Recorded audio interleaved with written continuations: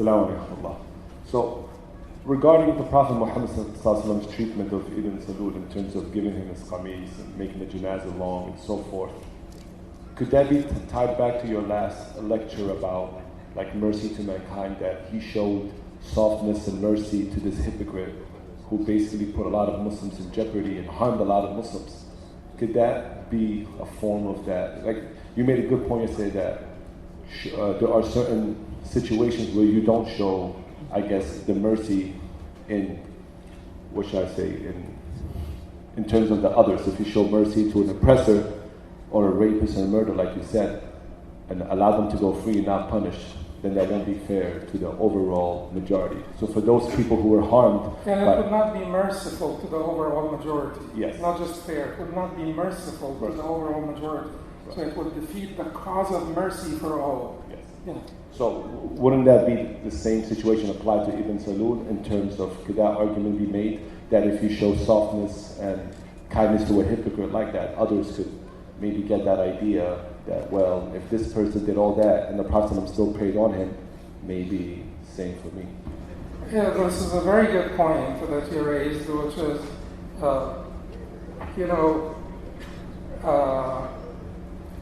Ibn Salul did not take up arms against the Prophet ﷺ. Had he done, the Prophet ﷺ would have shown him his courage, bravery, valor, and all of the other qualities that the Prophet had.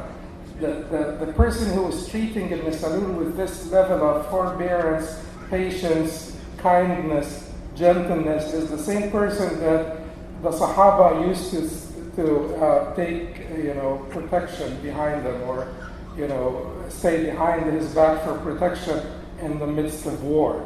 That is the Prophet who used to be at the front lines. The Sahaba would even take his back, stay behind his back for protection. So that is the same person who's doing this. So this is the mercy of the capable, powerful. When the Prophet ﷺ needed to exhibit the other qualities, he exhibited them: valor, courage, firmness for the sake of Allah. But Ibn Salul did not take up arms against the Prophet ﷺ, and that is why the Prophet ﷺ felt that we could still handle him in this way. Ibn Salul afterwards, all of the blunders that Ibn Salul fell in afterwards happened while he was externally Muslim. And the Prophet ﷺ, every time Umar, radiallahu anhu, Umar, so every time Umar comes to him and he's aggravated by Ibn Salul, the Prophet ﷺ tells him, Ya Umar, لا يتحدث الناس أن محمدا يقتل أصحابه. يا عمر لا يتحدث الناس أن محمدا قاتل بأصحابه ثم قتلهم. Oh Umar, we should not let the people say that Muhammad is killing his own companions. Ya Umar, we should not let the people say that Muhammad fought along his companions and then he killed them, or that Muhammad sought the help of his companions to fight with them and then he fought against them and killed them. So the consideration of public opinion is something the Prophet ﷺ had always given attention to.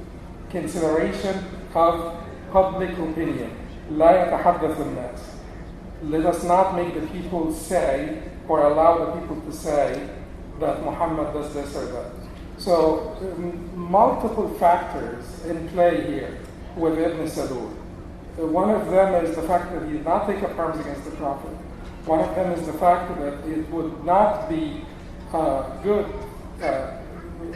from the position of public opinion, and to do something to Ibn Salul. Keep in mind also that Ibn Salul was the chief of his people, the Khazraj, and if we treat him, the Prophet ﷺ said to Umar radiallahu anhu, remember that day when you told me to kill Ibn Salul? Had I done this, a lot of his people would have been extremely angry for him. If I tell them to kill him now, they would do it. So, but he did not tell them to kill him. So he was just trying to tell Umar that patience and prudence pays off at the end. And he continued to practice this patience and prudence and gentleness with Ibn Salul until he died. But wisdom is basically to reconcile between all of those qualities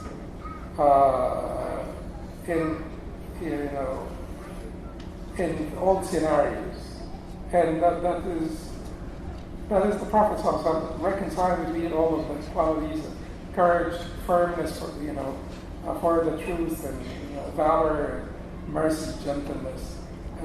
That reconciliation, the product of this reconciliation was the Prophet ﷺ.